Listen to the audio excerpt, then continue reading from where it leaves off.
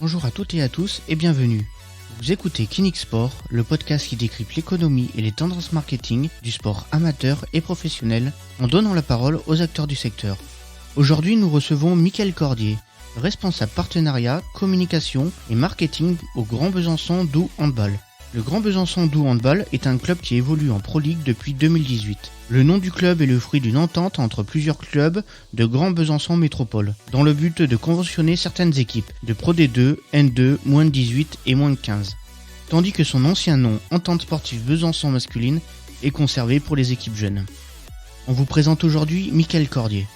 Et je suis avec Mickaël Cordier, qui est du club de Besançon Handball en Pro League. Bonjour Mickaël Cordier.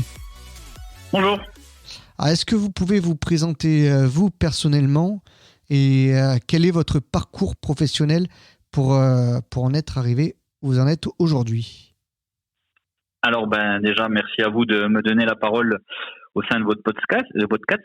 Alors moi je suis Mickaël Cordier, responsable commercial et communication du GBDH Handball, le Grand Besançon de Handball, depuis maintenant 6 saisons.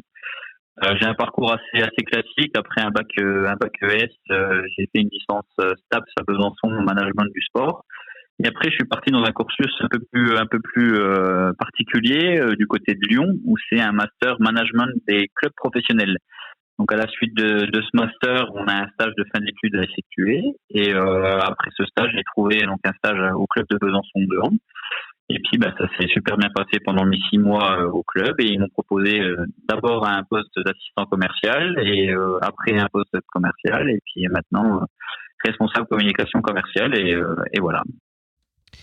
Alors, est-ce que vous pouvez nous présenter votre structure, donc le Grand Besançon Handball, qui évolue donc en Pro League?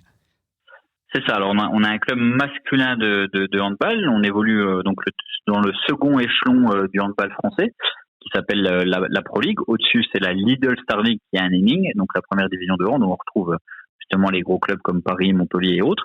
Nous, on a un club historique de Pro League.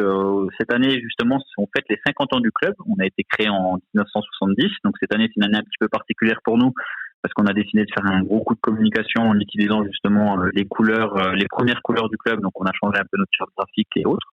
Et pour fêter cet anniversaire, c'est une année un peu particulière sans notre public, on a misé vraiment sur l'aspect 50 ans du club. On a un club qui a environ 300 licenciés, soit 17 équipes jeunes dans notre secteur amateur, qui pour le moment, bien sûr, au vu des conditions, s'entraînent en extérieur. On a une équipe donc professionnelle qui compte aujourd'hui 13 joueurs professionnels, plus 3 semi-professionnels, donc un groupe assez étoffé de 16 joueurs. À côté de ça, bien entendu, comme toutes les équipes professionnelles, on a un entraîneur, un préparateur physique, des kinés, des médecins.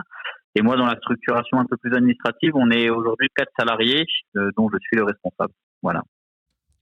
Alors, que représente la part des partenaires, alors sans donner de chiffres, mais à peu près, est-ce que vous avez en pourcentage la part des partenariats privés dans votre budget?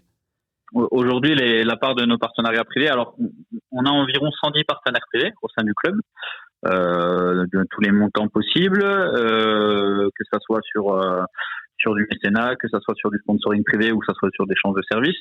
Aujourd'hui, on est environ à 40% sur notre budget de partenariat privé. C'est à peu près dans la moyenne des clubs de Pro League où vous êtes. C'est dans la moyenne des clubs de Pro League, oui, effectivement. Alors, bien entendu, le but est de tendre de plus en plus sur un modèle économique via un partenariat privé qui s'approche des 60-70%, comme peut l'être beaucoup de clubs dans les autres sports. Après, à savoir que la différence des autres sports, par exemple, un club de foot, c'est une grande majorité de droits télé et après du sponsoring privé. Nous, dans le handball, c'est encore quand même très subventionné par les collectivités. Nous, on a la chance d'être encore bien suivis par nos collectivités, et en plus, on nous met à disposition un super boutique qui est le Palais des Sports de Besançon, une salle de 3000 places qui fait aujourd'hui la deuxième salle de Pro League. Donc oui, il y a encore une part de subvention, mais le but c'est de tendre de plus en plus vers ce modèle économique avec des partenariats privés. Alors bien entendu, je pense qu'on y reviendra un peu plus longuement par rapport à vos questions, mais c'est vrai que c'est une année un petit peu particulière au niveau des partenaires, où il a fallu essayer de trouver plusieurs stratagèmes pour pouvoir toujours continuer à à garder le contact avec eux, hein, du fait, bien entendu, vous l'aurez compris, du huis clos, où c'est compliqué parce qu'on peut recevoir personne et on a dû mettre en place plusieurs dispositifs, à savoir en plus que la deuxième division de hand, il n'y a pas de droit télé. Autant la première division, on est sur du sport, autant sur la seconde division, on a dû tous essayer de trouver des solutions afin de retransmettre nos matchs. Donc oui, ça a été sympathique, mais oui, aujourd'hui, si on revient par rapport à votre première question, il est vrai que le but est de d'étendre en tout cas notre prospection commerciale et essayer de tendre sur un modèle économique avec plus de partenariats privés. Alors, vous avez dit, vous avez à peu près 110 partenaires. Oui. Quel type de partenaires vous avez à l'heure actuelle? Plutôt des partenaires d'envergure nationale, plutôt d'envergure régionale, départementale? Plutôt quel type d'entreprise vous suivez? On va avoir essentiellement des structures locales, donc basées sur Besançon et ses alentours. On a quelques partenaires nationaux, ou qui sont des anciennes nationales avec qui on gère en direct, mais ce sont généralement soit les agences, par exemple pour les banques, qui gèrent en direct sur Besançon, ou alors par exemple également les structures automobiles, où là c'est peut-être les marques nationales, mais derrière ce sont les agences sur Besançon avec qui on traite. Mais oui, c'est essentiellement sur le local. C'est très difficile aujourd'hui de toucher des boîtes par rapport à notre sport qu'est le handball. On va pas se mentir aussi également que le handball est un sport qui pousse et qui grandit petit à petit, de par les titres nationaux comme le font les équipes de France, que ce soit masculine ou féminine. Mais ça reste quand même un sport qui est un peu moins médiatique et un peu moins visible par rapport à du football, du basket ou du rugby. Mais sur la ville de Besançon, on en parlait en préparant cette interview, les deux seuls clubs de haut niveau professionnel de la ville sont des clubs de handball. Donc par contre, il y a une culture handball sur Besançon. Effectivement, le sport historique à Besançon est le hand. De par déjà ces deux clubs, donc comme vous l'avez dit, il y a un club féminin qui évolue en première division féminine, et nous un club masculin qui évolue au deuxième niveau, en sachant que voilà, nous sur les 50 ans d'existence du club, on a évolué 41 saisons en deuxième division, donc on est vraiment un club historique de seconde division. Après les autres sports, c'est en termes de concurrence, c'est vrai que c'est un peu plus compliqué pour les autres sports depuis quelques saisons. Il y a eu fut un temps à Besançon un niveau très intéressant. Le foot est aujourd'hui au niveau CFA2, il me semble, donc N3 pardon, donc au niveau amateur, alors qu'il y a eu un club en Ligue 2 au début des années 2000. Il y a eu un club de basket aussi qui était en première division dans les années 2000, qui aujourd'hui a mis la clé sous la porte. Il y a une autre équipe qui s'est construite et qui joue aujourd'hui en N1, donc en troisième division. C'est toujours pas du sport professionnel, c'est plus un sport semi-pro. Donc oui, effectivement, en termes de concurrence dans les autres sports, il y a très peu de clubs. Par contre, oui, il y a une vraie culture handball de par les investissements sur les structures comme le pôle, la ligue, sur les structures comme nos deux clubs que sont Besançon. Voilà, aujourd'hui, les deux clubs se partagent le palais des sports de Besançon et il est uniquement handball, il faut le savoir. Donc, on a la chance d'avoir un très bel outil. Et oui, on est vraiment les deux clubs aujourd'hui de la région au niveau de Besançon, professionnel. Dans la région, par contre, il y a un autre club qui est un peu plus loin, c'est le FC Sochaux-Montbéliard au foot. Par contre, qui joue en Ligue 2 et qui est à 3/4 d'heure de route de Besançon. Alors le fait d'avoir entre guillemets le monopole, hein, j'exagère et je fais exprès, le fait d'avoir le monopole sur une ville comme Besançon, j'imagine que vous, quand vous faites votre prospection, vous n'avez pas forcément besoin de présenter le club. J'imagine que les médias locaux doivent largement vous couvrir. Voilà, au niveau notoriété, est-ce qu'il reste encore beaucoup à faire ou au contraire, voilà, vous avez une notoriété qui est quand même suffisante sur votre bassin en tout cas, et que du coup, vous avez besoin d'aller prospecter de plus en plus loin? Alors, on va dire qu'on n'est jamais assez visible. Il est vrai que effectivement, on nous connaît, on a la chance d'être bien suivi par les médias locaux, que ce soit la radio ou la presse écrite, etc. Par contre, il faut savoir que le club féminin et le club masculin, on était un temps ensemble. Les deux clubs, entre guillemets, ont fait une fissure entre le féminin et le masculin au début des années 90, donc en 1992. Et depuis, il y a toujours un petit peu ce manque de visibilité pour certains où ils pensent qu'on est encore le même club, ou du moins on est le handball. Donc est-ce que je vais suivre le club féminin, le club masculin? Donc des fois, les deux noms peuvent être un petit peu mélangés, etc. Donc il y a un petit manque de visibilité par rapport à ça. Mais oui, en tout cas, on nous connaît et l'objectif, et ça vous l'avez bien compris, et je pense que c'est pas mal pour tous les clubs, on va dire que nos deux clubs, on arrive à se partager le plus gros du tissu local, donc sur la ville de Besançon. Et l'objectif, c'est d'aller le chercher un peu plus loin. On commence à rentrer. J'ai rentré dernièrement 2 à 3 partenaires sur Dijon, qui est à 1 heure de route de Besançon. Et sinon, on essaye aussi de se rendre un peu plus dans le Haut-Doubs, ce qu'on appelle le Haut-Doubs, à Pontarlier. C'est une ville assez dynamique de par sa proximité avec la Suisse. On le sait, il y a beaucoup de frontaliers dans ces zones-là par rapport à notre région. Beaucoup de gens qui vont travailler en Suisse où, entre guillemets, le travail et aussi tout ce qui est niveau salaire et autres sont un peu plus intéressants que la France. Donc ces gens-là, ces frontaliers, donc toutes ces sociétés-là, on arrive à les toucher un peu plus. Maintenant, on arrive à avoir 5-6 partenaires de Pontarlier qui est à 3/4 d'heure, 1 heure de route de Besançon. Donc oui, on essaye entre guillemets d'aller chercher un peu plus loin, essayer de prospecter un peu plus parce qu'il faut aussi qu'on essaye de grandir, bien entendu. Et on essaye depuis peu là. C'est vraiment cette saison un petit peu particulière. On en discutait justement avant avec cette pandémie mondiale. C'est vrai qu'aussi qu'on essaie maintenant de toucher un peu plus des boîtes nationales. Donc essayer d'avoir des grandes marques, des grands groupes qui n'ont pas forcément d'attache locale. Mais qui peuvent être intéressés pour du sponsoring vraiment visible sur Besançon, parce que à la base, quand on touche un tissu local, c'est une visibilité sur place, c'est-à-dire qu'on veut venir au match pour être vu ou pour inviter des clients, ou alors la visibilité est un peu moindre, mais c'est vraiment la visibilité locale. Que là, les entreprises, de fait de la diffusion de tous les matchs maintenant sur les réseaux sociaux et autres de tous les clubs, ça commence à les intéresser un petit peu. Ils n'ont pas forcément envie de venir voir les matchs en direct ou de pouvoir assister aux hospitalités après match et autres. C'est maintenant, vu qu'il y a une visibilité qui devient un peu plus grande, voilà, on commence à toucher aussi quelques boîtes nationales sur des discussions pour les saisons futures. Alors, 110 partenaires, donc essentiellement sur Besançon. Oui. Est-ce que, donc, quand vous faites votre prospection sur Besançon, comment est-ce que vous avez créé justement des offres pour élargir, j'ai envie de dire, pour toucher plus d'entreprises, parce que j'imagine que sur Besançon, voilà, vous avez dû énormément prospecter, sûrement, et donc comment aller toucher justement ceux que vous n'avez pas réussi encore à toucher. Je pense principalement sur votre ville de Besançon, où vous avez une notoriété qui est quand même assez forte. Est-ce que vous adaptez vos offres justement spécifiquement à des types d'entreprises que vous n'auriez pas encore dans votre portefeuille?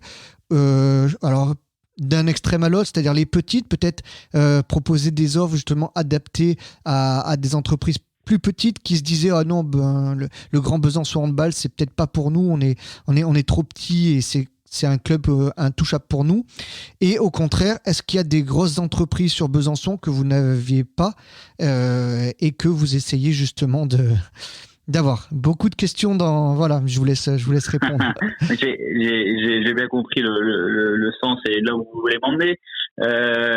Alors oui, bien entendu, nous on travaille et on market toutes les offres commerciales à plusieurs niveaux qui peuvent s'adresser aux TPE, aux toutes petites entreprises, aux PME ou voire aux boîtes nationales, bien entendu. Donc tout ça, c'est son marketé. Par contre, là, on jouait. Et ça, c'est aussi les aspects. Il faut essayer toujours de tirer du positif par rapport à ce qui se passe en ce moment autour de nous avec cette crise sanitaire. On avait une force chez nous, c'était vraiment notre vie. Voilà, c'était vraiment notre hospitalité après match où on avait 350 personnes les soirs de match. Après les rencontres, où là on avait vraiment du monde, on avait un gros salon VIP où les entreprises, c'était des tables tournantes avec des présentations d'entreprises, on avait vraiment quelque chose de sympathique avec traiteurs, repas chauds, repas froids, café, etc.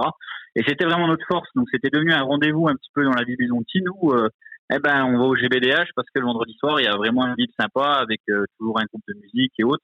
C'était notre force, c'était vraiment le soir de match. Par contre, là, on a dû évoluer parce que cette saison est quand même particulière. C'est qu'est-ce qu'on a pu proposer aujourd'hui à nos partenaires. il a fallu mettre tout un réseau en place pour pouvoir que les partenaires continuent à avoir leur visibilité, donc de là la diffusion des matchs, mais aussi continuent à pouvoir faire du business avec les autres partenaires, parce que la proximité, les rencontres, c'est bien sûr la base des échanges. Donc on a mis une multitude de choses en place qui existaient déjà pour la plupart, comme une plaquette, un trombinoscope des partenaires, un annuaire que chaque partenaire a reçu par mail ou par courrier. On a mis une application également mobile en place.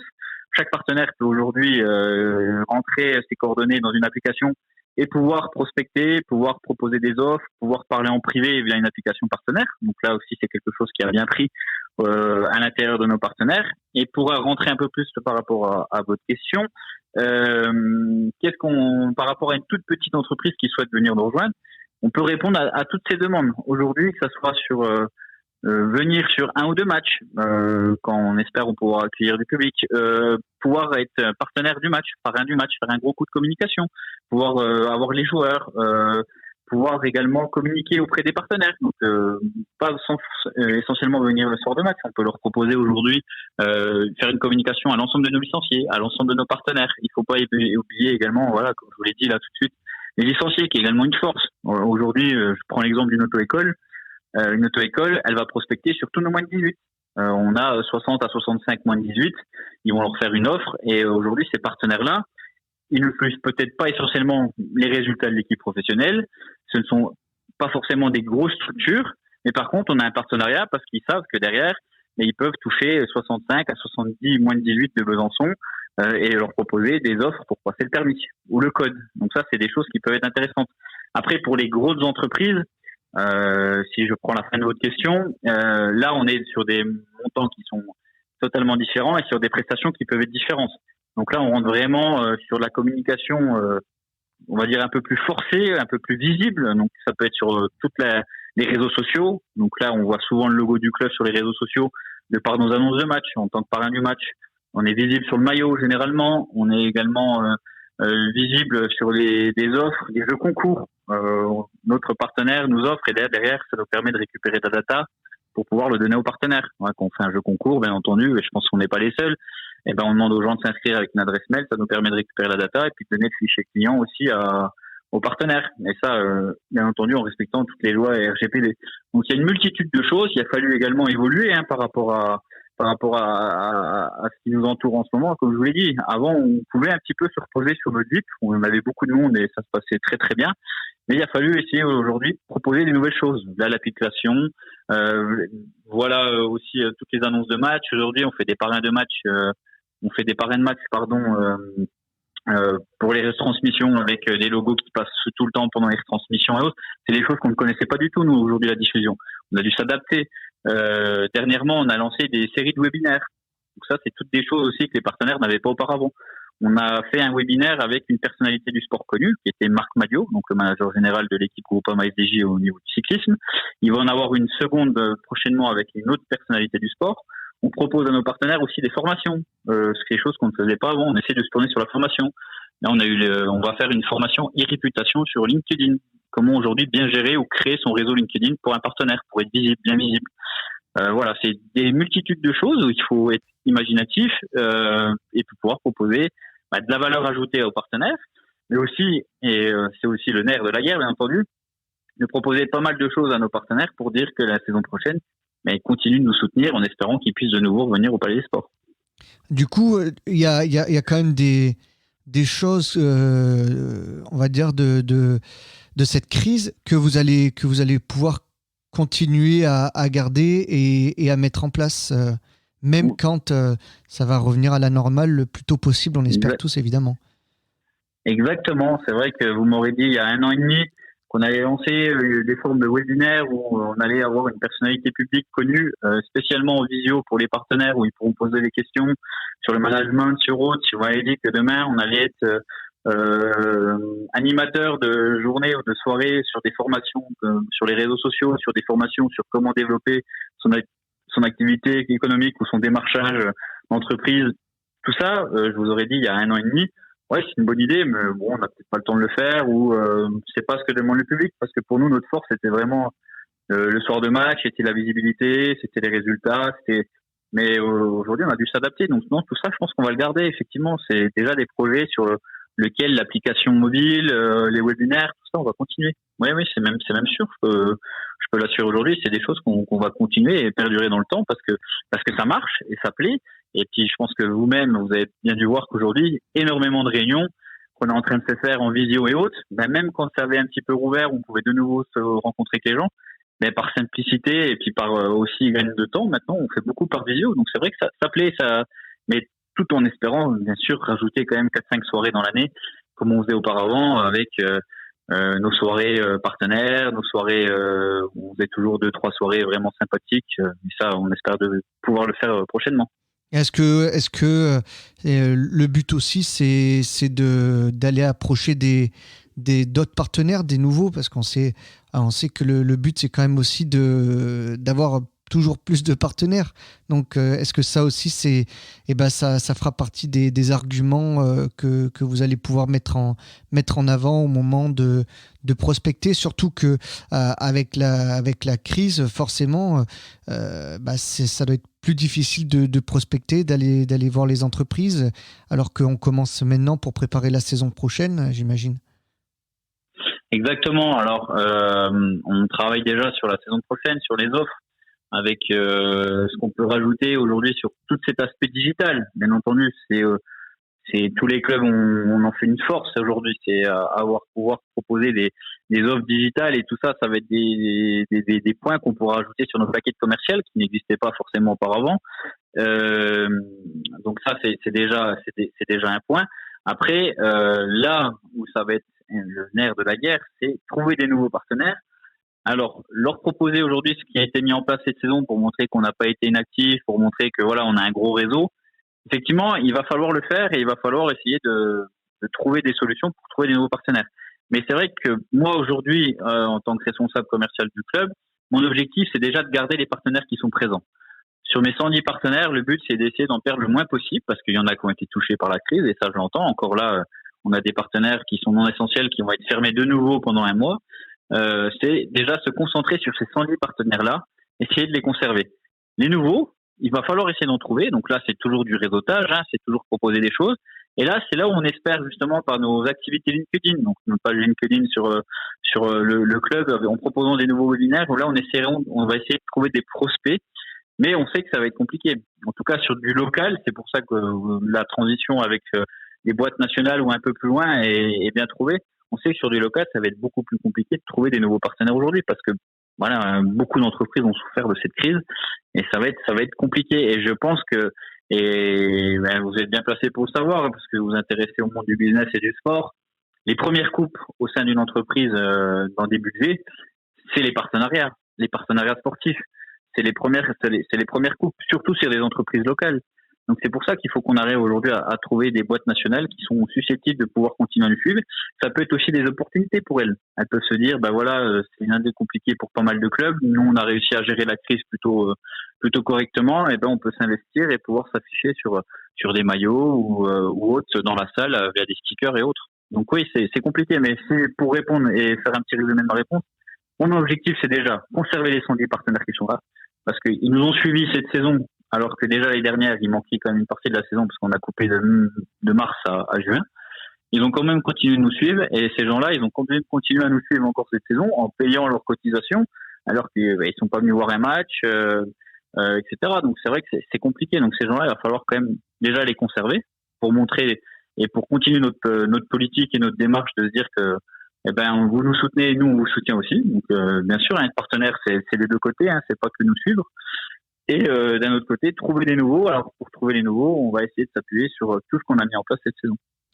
Alors d'un point de vue vraiment technique, est-ce que vous séparez vraiment l'aspect visibilité, c'est-à-dire communication pure, pas nautique, etc., et relations publiques? Vous disiez notamment le salon VIP, place VIP, etc. Ou est-ce que vous englobez tout dans des offres? Comment comment vous travaillez. Est-ce que justement cette crise, elle va vous inciter à plus séparer, parce que du coup la partie relations publiques telle qu'on l'entend, elle a un petit peu disparu par la force des choses. Donc voilà, comment vous justement vous appliquez-vous cette politique-là au niveau marketing? Alors pour donner un peu notre politique aujourd'hui commerciale et marketing, pardon. Nous, on travaillait sur vraiment 3 aspects. On travaillait sur une partie hospitalité et relations publiques, donc nos VIP, nos soirées hautes, une partie communication visibilité, les maillots, les panotiques, les réseaux sociaux, communication interne, externe et autres, et une partie comité d'entreprise. Sachant que voilà, on a des sociétés qui sont assez conséquentes où là, on peut travailler sur des CE, sur des invitations, etc., etc. Bien entendu, cette partie comité d'entreprise, mais cette année, elle n'a pas eu lieu et elle sera compliquée de revoir pour les saisons prochaines. Cette partie hospitalité et relations publiques, elle n'a pas eu lieu non plus. Et cette partie communication visibilité. Donc déjà, on avait déjà quand même 3 sous-parties dans nos offres commerciales. C'est rajouté dernièrement une partie digitale qui va prendre de plus en plus de l'ampleur. Et on avait quand même quelques offres aujourd'hui au sein du club où on avait quand même des prestations communication qui venaient se rajouter dans des packs avec des prestations hospitalité. Je pense on a 17 loges au bord du terrain à Besançon. Ces 17 loges, ce sont 6 places les soirs de match lors de nos soirées VIP. Et on avait quand même de la communication parce qu'on avait une panotique le soir de match. Donc là, oui, il y a quand même des offres qui sont un peu cumulables. Mais sinon, non, on avait quand même bien 2 cartes différentes entre hospitalité et hospitalité et communication. Pourquoi ? Parce que de plus en plus d'entreprises aujourd'hui viennent nous voir et vous disent, moi, ce qui m'intéresse, c'est venir au match. Pourquoi ? Venir au match, pour inviter des clients, pour faire bénéficier mes salariés, pour les motiver, pour faire de la cohésion, ou alors pour moi profiter personnellement et me détendre le soir de match. Et d'un autre côté, vous allez avoir des entreprises qui vont vous dire, moi, le résultat, venir au match, ça m'intéresse pas. Moi, ce que je veux, c'est qu'on soit visible et qu'on garde une communication dans le sport, entre guillemets, phare de la région, le phare de la ville. Donc là, c'est des entreprises un peu plus nationales, généralement. Donc c'est pour ça qu'on a bien distancié les deux. Parce que de plus en plus, quand vous arrivez dans le monde professionnel, autant dans le sport amateur, c'est vrai que généralement, le partenaire, il va nous donner 500 ou 1000 euros, il va avoir son panneau au bord du terrain, et puis il va être invité à toutes les soirées, et puis il aura son logo sur le site internet et autres. Non, c'est un peu plus différent aujourd'hui. Le partenaire, il sait déjà un peu ce qu'il veut et ce qu'il souhaite. Alors, le meilleur levier commercial reste quand même la venue le soir de match, la venue un soir de match, pardon. Et de plus en plus, maintenant, non, c'est essayer de trouver ces solutions avec du digital et proposer les partenaires de la communication, de la visibilité. Donc oui, ça, c'est le futur, bien entendu. Mais déjà, de base, on avait quand même déjà anticipé cette fissure entre le VIP et la communication. Ok, merci Michael Cordier d'avoir accepté de répondre à nos questions. Donc je rappelle, vous êtes responsable commercial et communication du Grand Besançon Handball, c'est ça ? Du Grand Besançon du Handball, c'est ça, le GBDH, effectivement. Ok, écoutez. Merci à vous. Merci à vous de m'avoir reçu. Et puis bonne continuation donc au club de Besançon en Pro League de handball. Merci. Merci à vous, merci, bonne continuation également. À bientôt. Un grand merci à Michael Cordier. Retrouvez le Grand Besançon du Handball sur le www.gbdh.fr, mais également sur les réseaux sociaux. C'était Kinix Sport, le podcast qui décrypte l'économie et les tendances marketing du sport amateur et professionnel en donnant la parole aux acteurs du secteur. Encore une fois, merci de nous avoir écoutés. On se retrouve très vite pour un prochain épisode et en attendant, retrouvez-nous sur sport.kinix.fr. À bientôt.